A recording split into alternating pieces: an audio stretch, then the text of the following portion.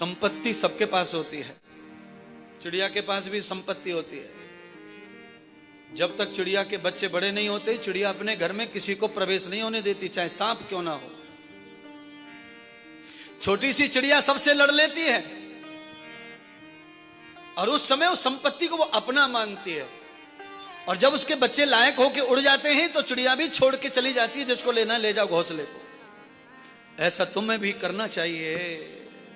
बच्चे जब बड़े हो जाएं तो ये घोंसले के लालच में पड़े नहीं रहना, खड़े हो जाओ, चल पड़ो, और जिसको रहना है रहे फ्लैट में, खाओ चाटो। ये बुद्धि जिसमें आ जाएगी उससे भोग भी चला जाएगा और वासना भी चली जाएगी और उपासना छा जाएगी।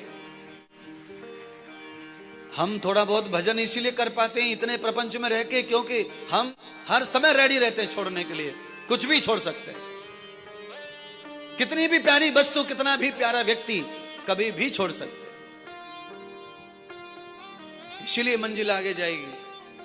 आप किसी में अटक गए तो आपकी मंजिल थम जाएगी, अटको मत। और जो मोह है ये हमेशा पुरानी दीवालों में ही अटका रहता है। मोह, कितना घर पुराना हो गया, दीवार गिर रही है, ऊपर से छत गिर रही है, टपक रही है, पर मोह कम नहीं हो रहा। हमारी प्रॉपर्टी है, हमारा घर है, पिताजी का घर है, ये 40 में बिक जाए, ये 30 में बिक जाए, ये 35 में। अरे ये बेच के, पिता की निशानी को बेच के, खा के चाट के, नया प्लॉट खरीद के कहां जाने वाले हो? नया पुराना सब छोड़ के ही जाना है। पड़े रहने दो। पिता के गांव में पिता का घर पड़ा है तो मैं आज भी लिख के दे सकता हूं कि किसी माइक लाल में ताकत नहीं जो उसे कब्जा कर ले। पड़े रहने दो। कुत्ता रहे, बिल्ली रहे, कबूतर रहे, जो रहे सो रहे। कबूतर बिल्ली रहने का भी पुण्य पिता को मिलेगा स्वर्ग नरक में जहां होगा। जो भी वास करता है हमारे घर में उसका पुण्य हमें मिलता है। जो भी हमारी कमाई खाता है उसका पुण्य हमें मिलता है। जो भी हमारा धन खाता है उसका भी पुण्य हमें मिलता है। किसी को मारना है तो मार ले, पैसे मत दे, पुण्य मिलेगा। उसके लिए भी मत लड़ो।